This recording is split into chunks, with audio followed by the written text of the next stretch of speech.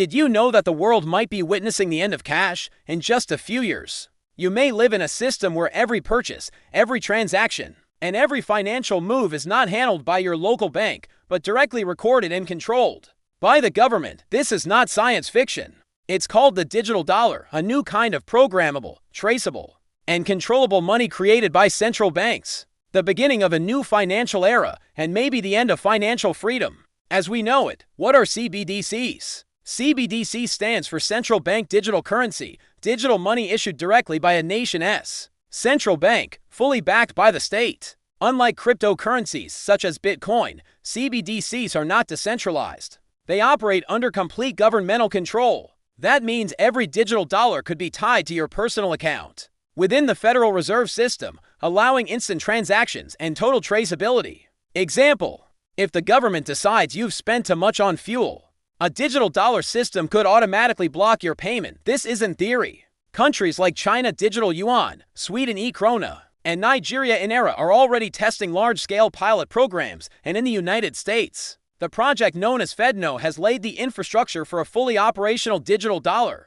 network. The end of cash. Physical cash gives you something digital money can't: freedom. You can buy, donate, or save without being tracked, but in a world without cash, every move leaves a digital footprint. Imagine waking up one morning and realizing cash no longer exists. You can't buy, sell, or even help someone without passing through a monitored digital network. Privacy, zero. Control, total. Supporters claim this system will reduce fraud, improve tax collection, and modernize payments. Critics warn it could lead to total financial surveillance. Fact: according to the IMF 2024, more than 110 countries are now developing their own CBDCs. The question is no longer if cash will disappear, but when. Programmable money. The most revolutionary and dangerous feature of a digital dollar is that it can be programmed.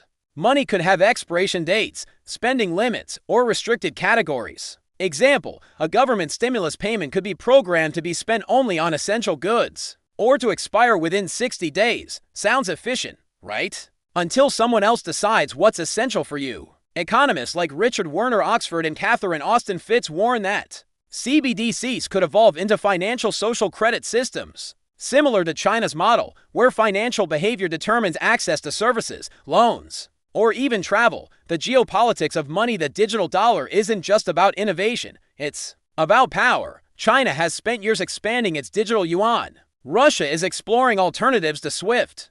And the United States knows it must adapt, or risk losing global dominance of the dollar. Nearly 60% of global reserves are still held in dollars, but that number has been falling steadily for the last decade. Nations like Saudi Arabia and Brazil are experimenting with new settlement systems that bypass the US dollar. The digital dollar is America's response to global competition, but it may also become the foundation for a global financial surveillance grid. Risks and benefits. Benefits often promoted by central banks: faster, cheaper, and safer transactions, reduced tax evasion and illegal payments, financial inclusion for unbanked populations. But here are the real risks: total loss of financial privacy, spending restrictions and government tracking, the possibility of freezing accounts for political or social reasons. Example: in 2022, Canada froze the bank accounts of truckers protesting the government without a court order.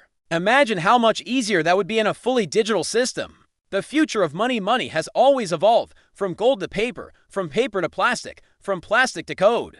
But this time, it has not just the form of money that is changing, it has its nature. We are moving from a financial system we use to one that can use us. From freedom to potential control. The question is, how can you adapt to this future without losing your independence? The answer is education. Understanding how money works and how power uses it will be the most important financial skill of the 21st century. If this video helped you understand what's happening behind the scenes of the new financial system, hit the like button, subscribe, and turn on the bell for more videos like this. Because the future of money is already here, and knowledge is your best investment.